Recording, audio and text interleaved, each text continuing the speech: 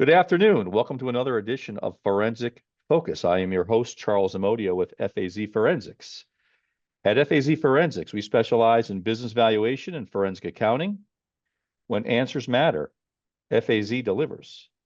Today, I'm here with my colleague, Noah Van Zandt. Noah, how are you doing today? Good. Thanks for having me, Charlie. Absolutely. How was your weekend? Good. Didn't do too much. Weather's been very warm here in DC. So Saturday, I just had a friend that came into the city and we went for a run and then hung out at the pool for most of the day after that. It's a good day. Sounds good to me. Exactly. Absolutely. Absolutely. So what's new? Anything new going on? No, I did a lot of my travels already for the summer. My only other travel plans are going back to Saratoga at some point. So, yeah, I'm looking forward to kind of hanging out in DC though for the summer because I was traveling quite a lot the first half of the year. So, Okay. looking forward to staying put for a while. Nice. Nice. What when you plan to come up to Saratoga? It's up in the air right now. I think late July is my plan for a week, and then also potentially depending on when the firm event is, potentially after that for a little bit as Okay. well. I want to make two trips if I can. All right. We'll have to play some golf. I know the last couple of times you've come in, we've talked about that, and I've been out and you've been here, and Yeah, see if we can coordinate that, you know? no, definitely. Yeah, I've been to the driving range already twice this year, so I'm warming into the season for sure. Have you just been in the driving range? Have you played any golf? Yeah, haven't played. No. Yeah. Yeah, I need to. I will at some point. The same friend I went with the run on, he'll come in on Thursday afternoons usually. And we'll go either driving range or sometimes we play tennis, but then for a while there we were going and playing 9 holes. So we'll look to start that back up. It's like, I mean, you'd be amazed. There's a course at East Potomac, which is it's owned by the city, and you can play 9 holes on it's a smaller course. I think it's a par 32, I Okay. think. Okay. But it's like $12 to play. So Oh, wow. Okay. yeah, it's very easy decision. It's like the same as going to the driving range. It's the same Right. cost. So Yeah. yeah, Yeah. it's good. Yeah. Nice. Nice. Well, that's cool. So, I want to talk to you about some of the cases that you work on. Give you some examples of some kind of, what have you been working on lately, I guess, and types of cases you've been working on? Sure. Yeah. So one of the cases that I've been working on now, it's been going on for a few years, but it has to do with a company that filed for bankruptcy, and the committee of creditors is reviewing some of the executive compensation and distributions that occurred in the years leading up to the filing for bankruptcy. And so our role in that is to analyze the amounts that were paid and review the employee contracts and look at, market data to see if the payments that were made line up with the contracts and whether they're reasonable when you compare it to market salaries of other CEOs in the area. Interesting. Interesting. What do you like about a case like that? I think those are really interesting because I think there's like almost there's multiple aspects to it. I think so. There's a technical aspect where you have to kind of read the contracts and understand them. Usually we work directly with the attorneys also to make sure that, you know, their understanding of the contracts is the same as ours.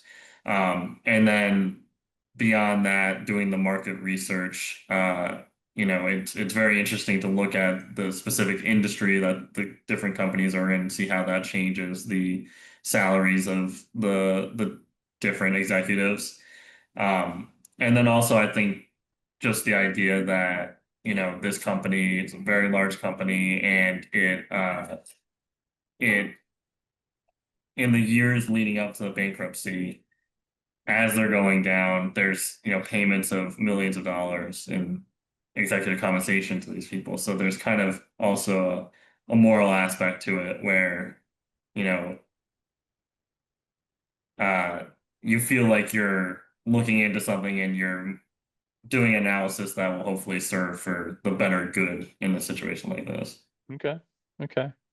What what's some of the challenges you deal with on a case like that? On a case like that, I think a lot of times it's just making sure you're doing the amount of research necessary to have a good case. I think when you're doing research for executive compensation, it can be difficult because there's a lot of factors that go into what someone's paid. But if you look at all the different avenues available to you to do the research, uh, then you know you've done a good job and you have a good case. So obviously we use a executive salary tool um, that we can input information and it'll spit out a number, a reasonable salary for the person based on their qualifications, location, etc., the company details. Um, and beyond that, you can use Google. You can look at, you know, Department of Labor statistics. There's all these different sources that you can use. And I think something that is difficult at times is just making sure that you're aware of all your sources and you're reviewing all your sources. Because in a case like that, if you just choose one of your sources and for some reason that data is skewed or off, then it might put you in a position where you weren't aware of all the different resources available to you, and the amount that you're using in your analysis isn't really reflective of the actual market. Okay. Okay. Interesting. So what other types of cases have you been working on? Another one that I've been working on it has to do with a sale of a business unit. So there was it's actually a larger company that sold off a business unit to a smaller company, and it had to do with construction projects. So they basically sold off their construction unit to this other company. And in doing so, they had some projects that were active at the time. And so when they sold them to this smaller business, they had to input, what the contract value was, what they thought it was worth, and there was an agreement in place that stipulated, you know, what payments were going to be remitted from those projects. Mainly, there was some unbilled accounts receivable that was given off essentially as part of the sale. So, they were owed a certain amount of money on those projects at the time of the sale. They didn't request it from the people directly. They sold it basically to the other company, and the other company was supposed to go and retrieve it, and then it would be remitted back to the company that was selling the AR. And then there was retainage payments for the projects that were also supposed to be remitted upon completion of the project. And then there was actually a percentage of the gross profit earned on the project was supposed to be remitted. And after the agreement was signed, everything was transferred, the projects were being worked on, there was kind of an issue with the communication between the parties where the company that had purchased the projects wasn't giving all the necessary information uh, to our client, and then that resulted in them also not making the remittance payments that were expected. Okay. And so now there's litigation involved where our job is to analyze the information that was given to our client by the purchasing party and determine based on the agreement what amounts are still owed. Yeah, that seems like an interesting case. And so what are some of the challenges you deal with in that type of a case? In that case, it's definitely just getting all the information to be able to analyze. So we have been given some files that were shared back and forth that showed where the projects were, where they were expected to be, um, etc. But a lot of it is just numbers and spreadsheets where there aren't many source documents that we're able to review, invoices, even the forecast that we have for the project, it is just, here's what we think the total contract is worth, here's what we're expecting the cost to be. And there's no sort of backup calculations for how they're arriving at that figure. It's not clear if it's based on the initial phase of the project, and then they're just extrapolating that to saying, okay, there's 20% left. Let's just assume that this is, based on what we've done so far, this is what we think it's worth. Um, so we're dealing with that, and but I'm pretty confident that one will get resolved. I think the goal is just to figure out where the missing information is, and then it'll just be about getting the two parties at the table together to hopefully come up with a solution that works for everyone. Okay. Okay. Now, I know from some of our conversations or prior conversations, I know you've worked on cases involving like prevailing wages and stuff like that. Do you have one going on right now in a prevailing wage case? Yeah, so we're working on a large construction project. We're going to be reviewing all of the payroll for that project and ensuring that prevailing wages are paid on the project. So let me And let me ask you a yeah, question. I mean, give me what is a prevailing wage? I guess that's a good question, I think, and just want to sure. get a better understanding of that. Yeah, so a prevailing wage is the amount that is uh, necessary to be paid in both a base rate and a fringe benefit rate to union workers. And it's especially prevalent when you're dealing with a public project, so something that's funded by the government. And so an important distinction though is that there are different rates in different states, and if it's a federal project versus a state project. So there's federal prevailing wages, there's state prevailing wages that then change for each state, and sometimes within each state there's different rates for different counties, different cities, etc. Okay. And so those are rates that are issued by the government entities, which is based on discussions that the government entities has with unions. And those rates need to be paid to the workers that work on these federally or state funded projects. Okay. So when you tell me about the project that you're currently working on. Sure. Yeah. So this is a project that I've been working on for 2 years now. There's a large construction project. We have been doing manual audits of the payroll records. So we have been receiving payroll records from the contractors in PDF form, and we have been analyzing them to ensure that prevailing wages are paid, which requires a lot of going back and forth with the contractor. We end up speaking with the Department of Labor a lot to get clarifications on some of the prevailing wages that are listed on the state website. Um, and what's happened recently is we're now moving to a larger scope where we're going to be reviewing the payroll for all contractors going forward. And so we're using LCB Tracker, which is a certified payroll solution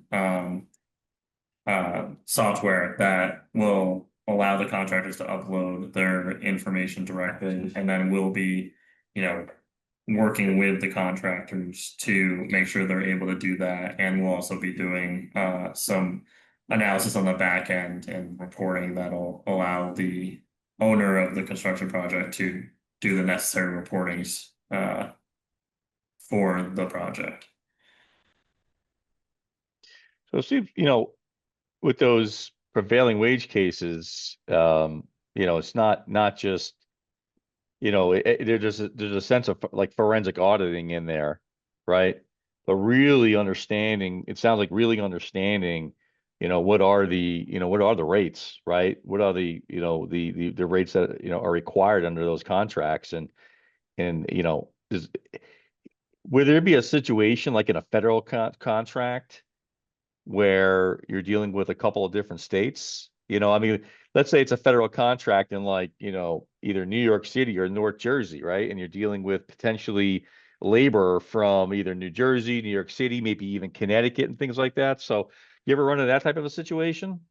Yeah, so there's definitely several different, and on this project alone, I think we're dealing with, five different sets of rates. So Okay, there's one which is a contract specific rate, so there's this things called project labor agreements where, the unions, if everyone agrees essentially, then the prevailing wage rate can be based on this project labor agreement. So it can be a rate that they actually determine. Um, but in this case, we have one of those. Then we're using Rhode Island rates, and then we have New York State rates, which differ based on the county. So we're using Albany's rates, and then we're using some rates downstate. And there are definitely some issues that arise when there are workers sometimes that come from the city that are doing work elsewhere. And so you right. kind of need to determine what the rate should be before you can actually do our analysis. So it's a lot of, like I said, looking through the wage determinations, but then also looking at and speaking with the Department of Labor and also the different contractors to determine what rate is applicable where. That's a good point. I guess for like somebody that lives in New York City and they work on a project in, let's say, maybe Westchester County or Ulster County or somewhere, outside of the city. What is the rate? I guess what is the rate schedule that you use for somebody like that? So it is contract specific, but in Okay. that case, it would be where the work's being performed. And that Okay. was an issue that we ran in with a contractor was actually that, and it's interesting because um, the rate, it was a worker that had come from the city and was doing work out on Long Island. And so you would expect that the rate in the city would be much higher, right, than out on Long Island, just because this New York City is, the cost of living is crazy there. But so it was in total. But the fringe benefit was really what was higher for the workers. And so when they went out to Long Island, their rate that they were being paid for doing the work in the city, although in cumulative was more than what they should, would have gotten on Long Island, but the base rate was actually it was lower in the city. And so they had still been paid the city rates even though they were doing work on Long Island, and the rate was actually lower, so they were getting underpaid because Okay. an excess payment in fringe benefits can't uh, account for an underpayment in the standard rate payment. And so it was kind of an interesting thing where they were actually getting paid in cumulative more than they would have if they were getting paid the Long Island rates, but they were still technically getting underpaid because the excess that they were getting was only in fringe benefits and not in the base rate. That's very technical though. I Yeah, no, it's know. interesting stuff, and I know you and I have talked about this from time to time, and it's definitely something that you really it, you know it. I always like to ask about some of the challenges with those types of cases. I mean, what I guess it sounds like the biggest challenge is being able to decipher, you know, okay, somebody lives Yeah, here, but but the work's being right. done here, and just really is a lot of moving parts. I guess, Yeah. I guess, what types of obviously looking at contracts, right? Mm. And then, you're obviously looking at, I would imagine, payroll data. Yeah, You know, yeah. And there. that's one of the other really significant issues for us is when we're dealing with, this project it's gonna have north of 40 contractors, probably between 40 and 100. I don't even know at this point. But all those contractors have different payroll systems. They all have different abilities to provide you data. And so we need to kind of work with what we're given, and then we end up working with the contractors a lot to ensure we know exactly what each employee is doing on the job site. And that way we can accurately determine what wage determination needs to be used. And that ends up being a lot of correspondence back and forth with the contractors. And it's definitely something that we end up running into is that every contractor has a different payroll system. They all report their payroll differently, and we're trying to get it and make sure that we understand it. So, you're dealing with, you said like 40 contractors, but then you have like employees that work for these contractors, right? So, I mean, so you're talking about Yeah. a lot of data. Yeah, I Yeah. think I mean it'll be over 1,000 employees in total Okay. that we're looking through. Yeah. Yeah. Yeah, it's a Yeah. big project. Okay, good. Interesting. Interesting. Yeah. Yeah. What so what else is going on? I mean, what work-wise, what else is going on? Um, that takes up a good amount of my time, those cases right there. I do have another case going on that it involves a convenience store where a our client had opened a convenience store and the he's currently being sued because the plaintiff does not think he should have been able to open the convenience store where he did, and they're saying that all the profits related to his convenience store are damages to their stores, essentially. It was supposed to be like a closed market, is the claim that's being made, and he opened his store where um, they're saying he shouldn't have. So we're doing an analysis to see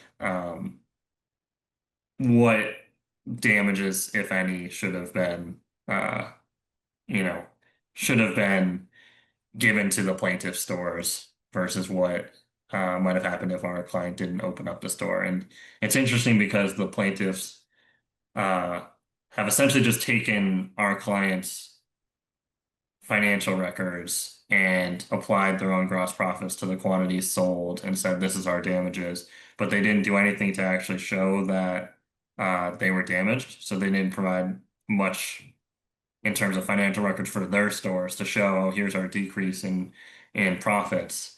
It's mainly just taking our client's information and saying, well, this is all, this is all we need to show is that he had these sales and he shouldn't have, and so they should all have come to us instead. So, in a case like that, I mean, I guess what why wasn't that the defendant in this case? Why weren't they prevented from entering that market? I mean, whose responsibility was it? I mean, that they couldn't go in this market. I guess I'm trying to understand that piece of it. Yeah, so it was an Indian reservation. And so that's where it's interesting because the Indian nation um, came and took over his store eventually, um, and they uh, confiscated some of the inventory in that store and reopened essentially as their own store. Okay. And so that was another part of our analysis was assigning a value to the inventory that our client never saw after the nation came in and took the store. So he never got compensated for that inventory. Right. Wow. Okay. Yeah. Interesting. Okay. Wow, that seems like an interesting case. It is. Yeah, it Yeah. definitely is. Yeah, for sure. Because there's a lot of differences also in the legal structure on the Indian reservation. So Okay. What do you get the 4th of July coming up this week? What do you got going on this week? I'm going to Deep Creek, Maryland.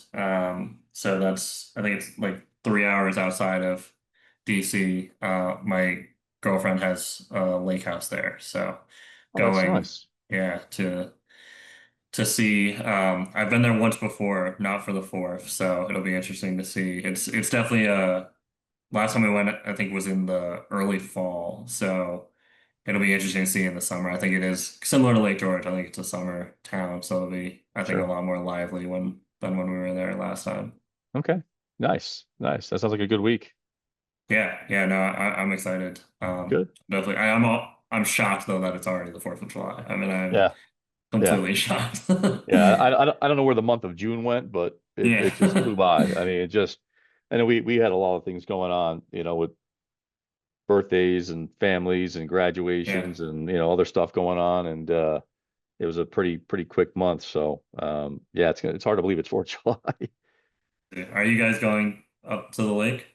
So my sister, her birthday is the 4th of July. So Oh, we really? go, yeah, we go, and they're right on Saratoga Lake. So we go to their house every year for 4th of July, do the boat for the day and have dinner at night. And yeah, Awesome. it's fun. Yeah, it's good. It's pretty relaxing day for sure. Nice. Yeah, I'm looking forward to it. Definitely looking forward to Great. it. So, well, no, that's all the time we have for today. I appreciate you coming on today and listening to some of the cases that you've been working on, some of the work you've been doing. So I hope you have a great week and a great 4th of July, and we'll talk to you soon. Awesome. Thank you very much, Charlie. Talk to you later. Talk to you soon.